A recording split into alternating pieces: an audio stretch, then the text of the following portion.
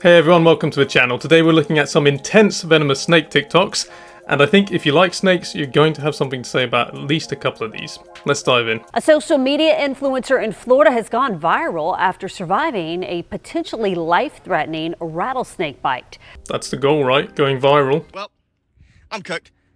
All right, that right there is a fantastic eastern downback rattlesnake that I just got bit in the leg by because I didn't notice him when I was peeling bark.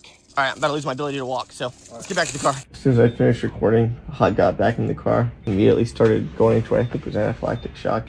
Whole body numb and tingly head to toe. Sight on my shin felt it was gonna explode, still does. Drove 30 minutes to the nearest ambulance station, taken to helipad from there, flown in a helicopter to Shams Hospital. So that's an accident that could happen to any of us, right? It could happen to me if I was peeling bark and I just happened to be wearing shorts and didn't notice there was a snake there. But on the other hand, look at how these guys approach animals in the wild. No way! Jack! No way! Oh my god! That thing is enormous! Are you f***ing kidding me? Yes! Oh. I've seen several videos like this from this account, and I mean, what a way to approach a wild animal, what a way to terrify it, an animal that doesn't really deserve to be treated like that just because it's a snake. I know that's a horrible thing to happen, getting bitten like that, and I'm sure it was ridiculously painful, but on the other hand, I know there's some people that are going to say, if you go looking for something, eventually you find it. Alright guys, I know a lot of you are always thinking what you want to think. What, that you're out of your f***ing mind? Yeah, look at me, everybody. I'm gonna have a staring contest with a cobra I keep in a pretzel jar. There we go. Yeah, get closer, dummy. That was the real Tarzan, being commented on by Joey B. Toons. Joey B. Toons is a huge YouTube channel. They've got about 1 million subscribers. And this guy, the real Tarzan, seems to upset a lot of people. Every time he appears on this channel, I get messages from people saying he's not a very nice person. He's done stuff that's not very nice. I don't know about that personally. I don't know the guy. But now he appears to be getting attention from, you know, big channels and a lot of different people. And it's not really the kind of attention that the reptile community would like, if I'm honest. Let's check the venom. Alright. Okay. Oh! Ooh. Oh! You guys see that? Oh man! What? Oh! Dude! That's that yellow thing. Milking there. All that is straight up juice to kill you. The people, like some of the people we'll see later on in this clip who are professionals, when they milk snakes for their venom, they do it under near laboratory conditions.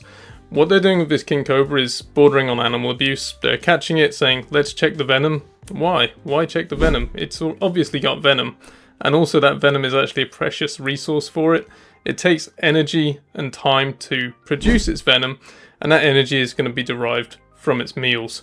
So you're depriving it of a resource, but it has taken energy for it to produce. That is exactly the opposite of what conservation is. That's just not good for the animal. Even if it's not going to kill it, it's still a bad thing to do. Second, it's biting a hard plastic bottle. You ever go to the dentist and have stuff put around your tooth and your gums are a bit sore afterwards? I mean, imagine biting into a plastic bottle and having that shoved into your gums as the fangs go in. It's obviously the kind of thing that could injure its mouth. It's going to be uncomfortable. It's just not something you do if you care about the animals. There's the snake. It's right there on the floor. I'm going to walk right by his face. Now, here he is. He's looking at me. There he goes. I'm going to walk by again. And I'm going to sit right in front of him. Now, did he bite me? Is he chasing me? Should I run? Probably, but I can't because you're all here. He didn't do anything except he tried to get away from me. Did you guys see that? I totally appreciate the message this guy's trying to send. I think he's definitely got good intentions, but I've got a natural hatred of like snake shows because I've just always hated the way the snake is exposed and probably not feeling very safe. But also, I think I'd really hate for one of these kids to approach a rattlesnake in the wild one day thinking it's going to be fine when that rattlesnake happens to have, I don't know, a large rock to its back and not feel like it can escape, because the outcome could be very different.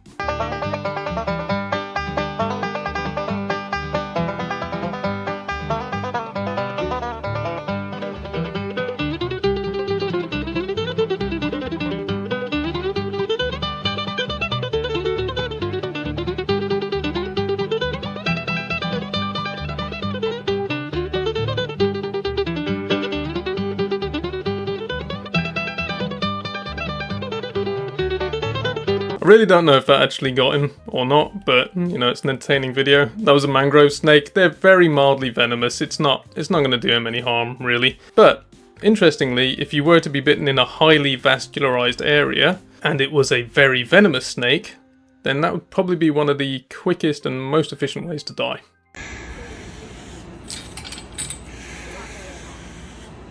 She should have been. Yeah, she just went down in there. Oh, I'll get it out. Catch right in the stem. I don't think It's it'll in go the all the way stem. down. I can get it with scissors, it's fine. This happened naturally. Snakes regularly lose their fangs and then replace them over the course of their life. There we saw the fantastic Kentucky Reptile Zoo, who do some amazing work with venomous snakes, and they've actually been kind enough to comment on this channel before. You saw a snake's fang falling down into the vial there. And the reason this has happened is because snakes are what we call polyphyodonts. So they continuously replace their teeth. It's a cyclical thing. It's like a conveyor belt. They get new fangs all the time. The reason for this is kind of simple. Humans, we've got incisors for chopping, canines for puncturing and tearing, and then premolars and molars for basically gripping and grinding and mashing. Snakes' fangs, for example, on the other hand, they only have one purpose. They are to pierce, to inject venom, and the focus of the other teeth is to hold prey. So human teeth, it makes sense to maintain them for a long time and get these very hard patches of enamel on top of them to keep those surfaces going. Keeping a snake's tooth, you know, sharp with hardened enamel is not really going to be possible because the tip is so tiny that they will blunt no matter what you put on the end of them, you know. I mean, if you put titanium on the tip of something that fine, it would go blunt eventually. So instead of maintaining these structures, the evolutionary mechanism that has evolved is this conveyor belt process where they're continuously replaced, so the snake always has sharp new fangs.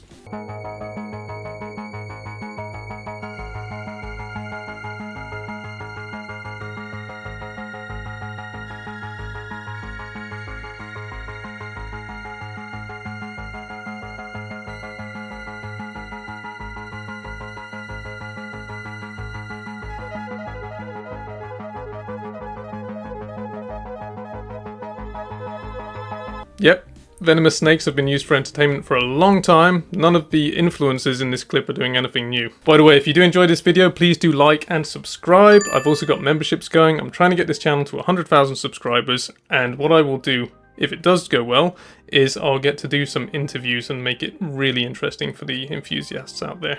This right here is the most terrifying venomous snake I work with, the pygmy king brown snake from Papua New Guinea, also known as the pygmy mulga. This was a recently discovered species or described species in 2017, and this dude is quick. I have a hard time making out if it's his head or his tail coming at me as he flails around. He also will not ride a hook. So he's hard. I got to try to predict what he's going to do, and he's very unpredictable. He is extremely venomous, by the way. We don't know a lot about the venom, but I mean, king browns are pretty serious. Didn't want him on the floor, but we got a hold of him. We did have tongs just in case, but glad we didn't have to use them. I don't know much about that species, so if anyone has some interesting facts, let me know in the comments. It's interesting because someone the other day was asking me about using tongs versus using hooks. So none of the people are going to want to use tongs unless they have to, because it's, you know, it's a pinching mechanism. It's not nice for the snake. That one was a really awkward one though, because it was very lively and it was a little bit too small. The way it moved, it was a bit small to use a hook with, but it was also a little bit big to use, like, you know, feeding tongs like you do with a really tiny baby venomous snakes. So yeah, he did a good job there, and I like his channel too. That was Venom Man. 18 years, Tim Freedy spent much of his spare time like this. Black Mamba. Taking bites from his pets, some of the deadliest snakes on the planet. So why face something even the bravest action heroes usually fear? I hate snakes, Doc! The reason behind it is I didn't want to die from snake bite. I didn't want to use antivenom. I didn't want to lose a finger. Despite lacking a formal scientific education, Freedy developed a system to build up a resistance, starting with small injections of venom and building up to full-on bites. I did a video recently on Tim Freedy. What he did was pretty fascinating. I also included a few other people that have done a similar thing. He was, you know, a wild card in a sense. We often think of science as plodding forward in this methodical fashion and, you know, just incrementally getting better. but sometimes there are wild cards like him who progress things in leaps and bounds. What has been found in his blood so far is pretty interesting stuff. I'll add a link to the video in the description below.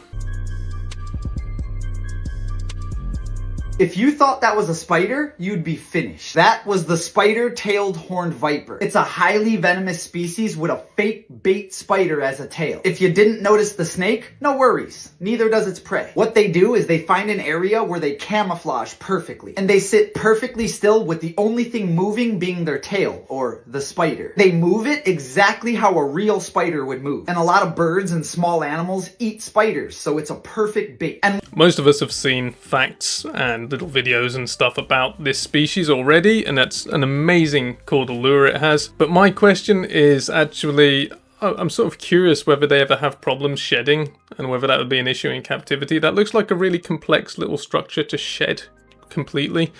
I know a lot of low humidity species tend to just shed well, no matter the humidity, but I don't know. That's just something I'd like to see, something I'd like to find out. Did you know that the puncture marks of a snake bite can tell you if it's venomous or not? Take a quick look at this diagram and see the differences in the snake's teeth. Did you remember that? Let's take a quick quiz to test your understanding. Okay, I'm going to completely ignore that. I think, there is a basis for this idea that you can tell what type of snake bit you. I mean, if there's two big fang holes and not much else, it's pretty sure it's going to be a venomous one.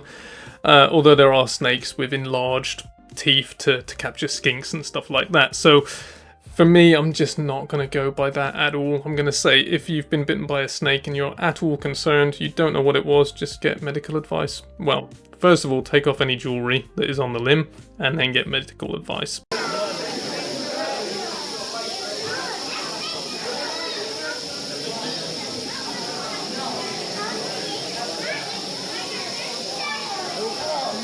I added that clip into a previous video I did a while back, and honestly I didn't really comment on it much. I mean, the first mistake is being sick and cruel enough to be at a rattlesnake roundup. I mean, that's a mistake as a human being, quite frankly. But also he grabbed it too far behind the head, and I didn't really elaborate on that much, but really when you hold a snake behind the head, your fingers should be, placed like that if it's small enough for you to do so, and its jaw bones should be butting against your fingers, and that stops the movements of its head sideways, and it stops it doing that. I mean, even if he grabbed it a little bit further up, it still would have been too far back. The reason for this is that their spines are extremely flexible. They've got many, many, many more vertebrae than humans, and the bony protrusions and processes like these zygapophyses on their vertebral column are structured differently. Ours are structured for upright support and maintaining our upright position and strength, and they limit our flexibility. The snakes are much less limiting. It can move its neck, its vertebra, all of it can move much more fluidly and in many more different angles and to a further degree than ours. Just came up on this black-tailed rattlesnake. Looks like a beautiful one from afar. That thing looks nice. Wow.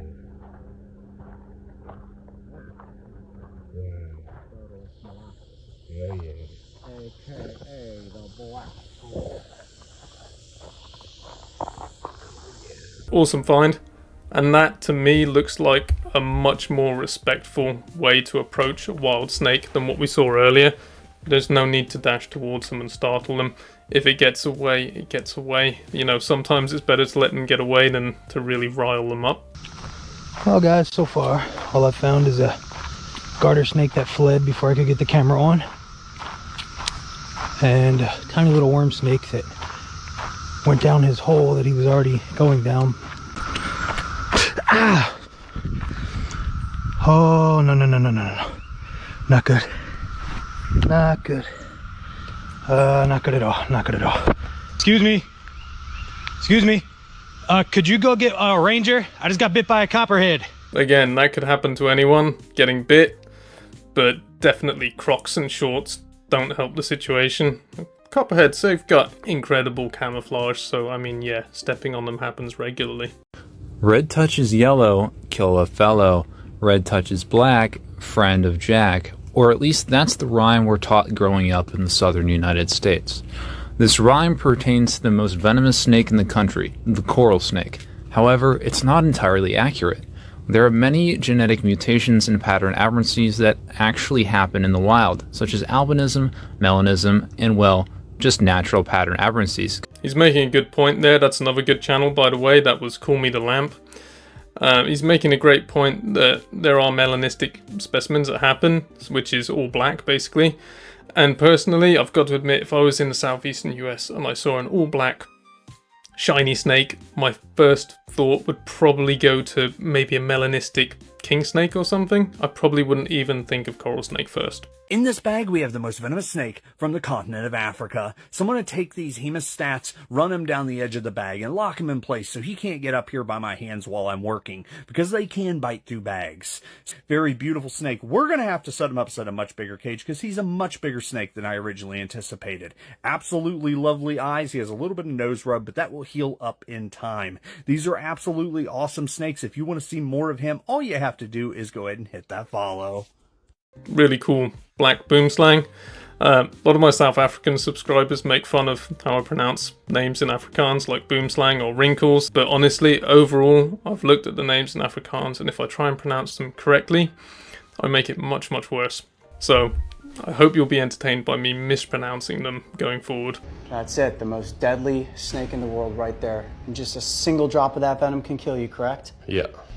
So that drop there would kill about 250,000 mice. It's amazing to be hands-on with a snake that is this dangerous. I mean, even if I saw one of these in the wild, I don't think I would ever try to interact with it. I mean, we would film it from a safe distance, would never even think about catching it or heading it, or certainly taking a look at those fangs. And I feel sorry for that guy. He's in full concentration and he's got some guy doing a commentary right in his ear. It must be extremely difficult with the world's most venomous snake. Anyway, I hope you've enjoyed this video. I think some of these clips were pretty interesting. I'm hoping you're going to let me know what you think in the comments. And I also hope you'll come back next week for another one. Thank you very much.